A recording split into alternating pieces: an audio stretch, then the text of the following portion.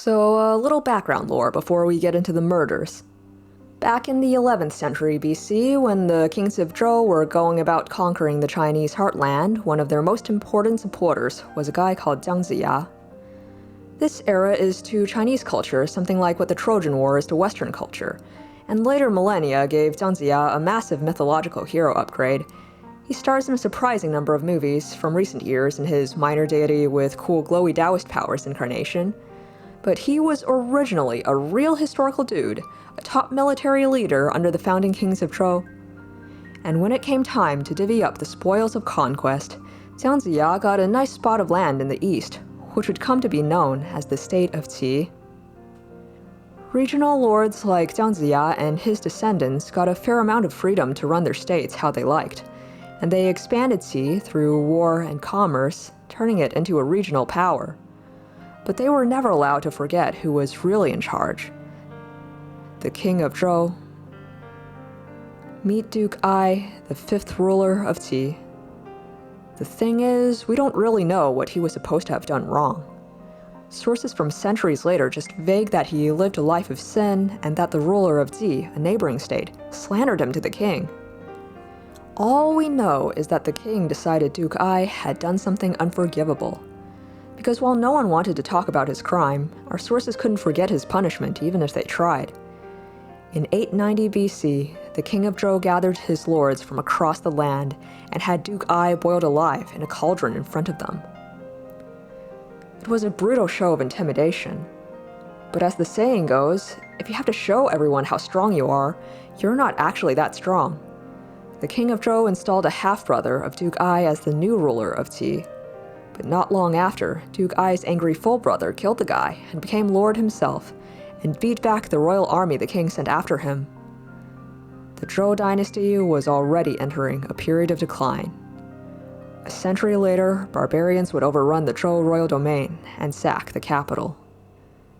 That's a whole story in and of itself, but the point is, after 771 BC, the Zhou royal house was forced to flee east, losing its historical heartland and almost all its real power to the barbarians.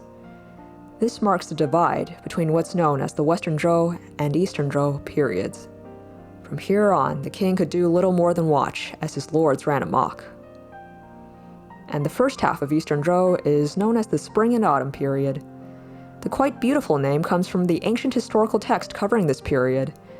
Spring and Autumn was just a poetic way of saying year, which makes it the perfect title for, a list of each year's goings-on, said to have been compiled by Confucius himself from the archives of his home state. But also, there's a folk explanation for the name, which might be fake, but hits at something real. It's called the Spring and Autumn period, because during it, fortunes rose and fell as swiftly as the turning of the seasons. And one of the most fascinating and dramatic examples revolves around the 5 children of the 13th ruler of Qi, great-great-great-great-grandnephew of the ill-fated Duke Ai. These 3 sons and 2 daughters would come of age toward the end of the 700s BC, as memory of real royal authority was passing from living memory into history, and ruthless nobles increasingly fought for supremacy amid the ruins of the old order. So like, share, subscribe, and buckle up for the first video in a 3-part series where I cover the siblings' epic decade-spanning saga, which gives Game of Thrones a run for its money with all its intrigue, incest, passions, pig ghosts, and seizing opportunity in a chaotic new world. Also, murder. So much murder. Let's start with Xuan Jiang. Xuan Jiang, being the daughter of the ruler of Qi, was obliged to make a political marriage into the state of Wei. Now, the ruling House of Wei had a distinguished pedigree, being descended from a brother of the first king of the Zhou dynasty, but it had fallen on troubled times of late due to the usual problem: succession. The Zhou nobility practiced polygamy, which meant lots of wives and concubines, making lots of sons and potential heirs. In theory, the eldest son by the primary wife was supposed to inherit, but in practice, things got messy. So Wei's current duke was the survivor of a brutal coup and counter-coup that had left 2 brothers dead. And also, he'd scandalously shacked up with one of his father's former consorts and had 3 sons by her, including his heir, Zizi. But despite the highly dysfunctional family situation, at least Zizi seemed like a perfectly decent young man, set to inherit the state one day from his father. He'd be a fine match for Xuan Jiang. Only, when Xuan Jiang arrived in Wei, the Duke saw that she was beautiful, and he decided to marry her instead. No one helped Xuan Jiang. Not Zizi, who'd never violate his father's will. Not her lord father, of course. What's done was done. She was here to make a marriage alliance with Wei, and she made a marriage alliance with Wei. Even better, Zizi's mother hung herself at this news, one fewer wife to compete with. So in the years that followed, she had 2 sons, Shou and Shuo, with the man who was originally supposed to be her father-in-law.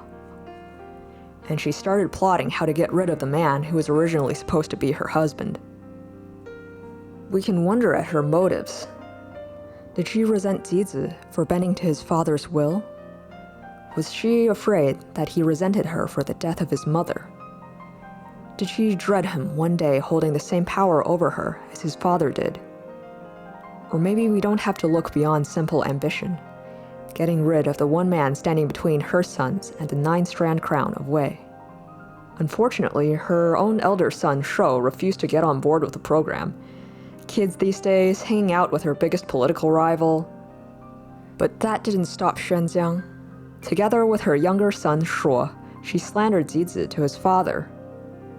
And to be honest, the Duke of Wei already felt uneasy about Zizi after stealing his wife. Could he be sure Zizi didn't hold a grudge? Did he really want Zizi as his heir? And he'd already survived one palace coup. How far could he trust family, really?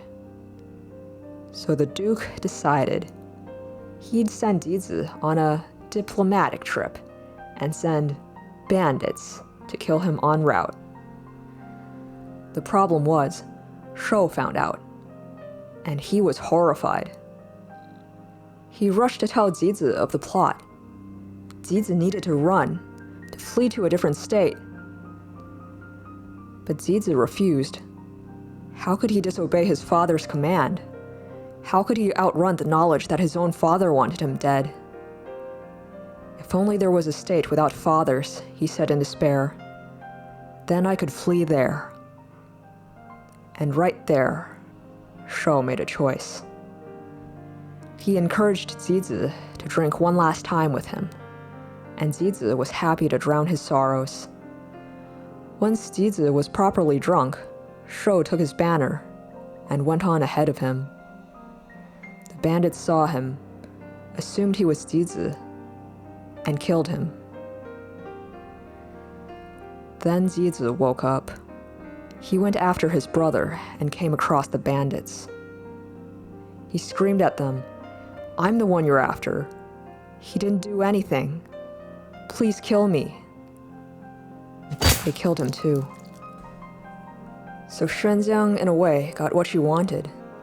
Her remaining son Shuo was now heir at terrible cost.